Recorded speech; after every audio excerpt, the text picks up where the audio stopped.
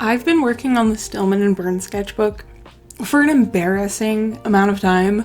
Normally, I've always been really good about finishing sketchbooks in a timely manner. That has severely gone downhill for me, which is primarily because I just had been in a weird rut with art for a very long time, which I've talked about a lot of times on my channel, and very thankfully, I am so grateful that that has come to an end.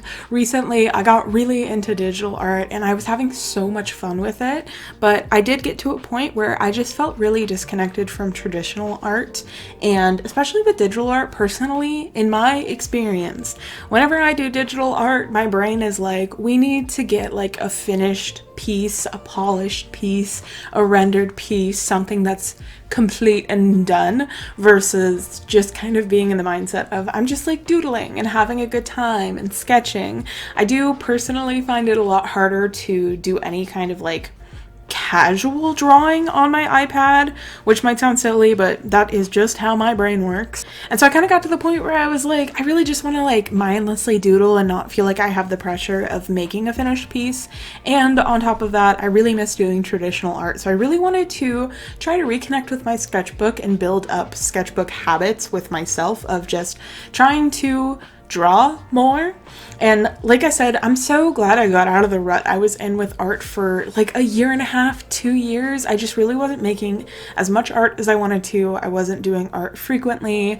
It just wasn't good for me.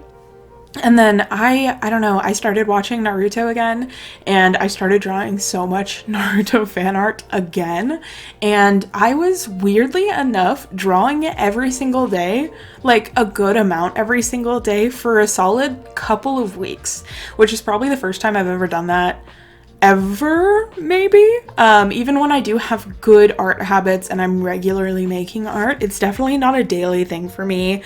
I do work in retail and that's my primary source of income. While I do have like a Patreon and I have my own shop and stuff like that, I am not making anywhere close to enough to be making a livable wage or a sustainable wage, or even enough to pay like half of my bills with. So my actual job, which is just retail, it's nothing fancy. It's actually quite hellish because I don't like people, but it does pay my bills, and I do find myself having a lot harder time being creative on days where I work.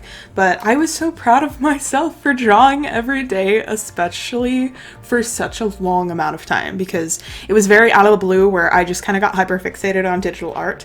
So lovely. I did ruin that streak by getting into crocheting though. I really wanted to add some kind of accent to my curtains in my bedroom. They were just like too bland for me, and I don't know, I just really didn't like it.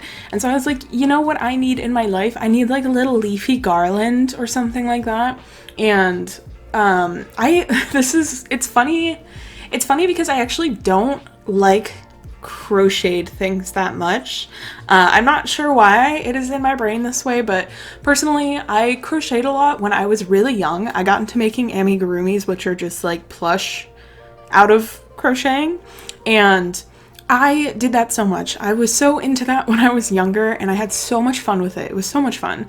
But in my brain, I guess I kind of associate crocheting with like more of a childlike aesthetic to it, which there's absolutely nothing wrong with. But personally, for me, I've always viewed crochet as like not the most aesthetically pleasing craft. I do think what people make with it are absolutely gorgeous, and I have nothing against crocheting. It's just definitely not my favorite kind of like textile medium. But I really wanted some kind of leafy floral garland, and I also really like houseplants, and because I really like houseplants and I have a lot of houseplants, I just don't like the look of artificial plants, artificial foliage as a whole. It can be done really nice, but like it's not the same. I'm used to having plants, so it just didn't work. And I was looking into making a garland or buying a garland online, and unfortunately the best option was to crochet one. So I got really into crocheting. It actually turned out super nice, super cute. I've crocheted a handful of things since then. All of my cats will be getting crocheted toys for Christmas. It's happening now. I got really into crocheting.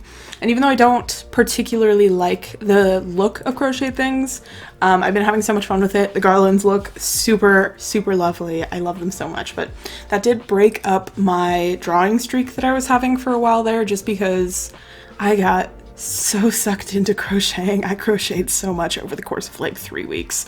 It was very wild of me, but I had so much fun doing it.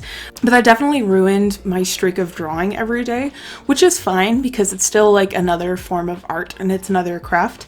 I do feel bad about the routine I lost in drawing every day, but at the same time, I had so much fun crocheting. But like I said, I just wanted to rebuild a connection with my sketchbook and try to build up, I guess, more habits. I would say I wish and I want to finish the sketchbook by the end of the year.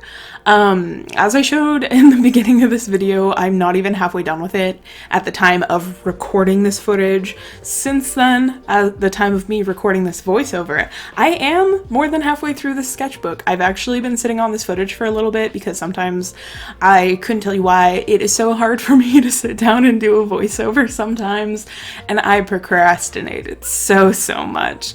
But part of a reason why I like YouTube and part of YouTube content that I like to consume is when people do have voiceovers and people do talk. So like, I'm not going to give them up and I will be yapping, but sometimes I don't know what I'm gonna yap about. Sometimes I struggle, and sometimes like I'll be recording and I'll either stutter too much or I'll keep like having to say things over again and it drives me crazy. And also sometimes I'll start recording a voiceover and realize I forgot to hit the button on my mic to make it record. So I'll sit here and I'll talk for like 5 minutes straight and then pause my recording to like take a second and then realize that the past several minutes that I thought I was recording my voiceover, I actually was just simply talking to myself and nothing was recording. That happened with this video and I lost my mind. I was like, I can't do this. I'm saving this for another day. So we're doing it now.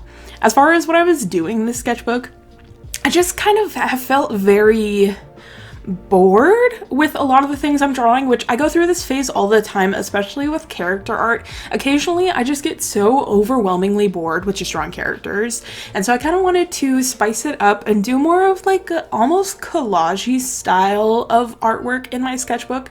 I had so much fun working on this half of the spread that you guys seeing me work with.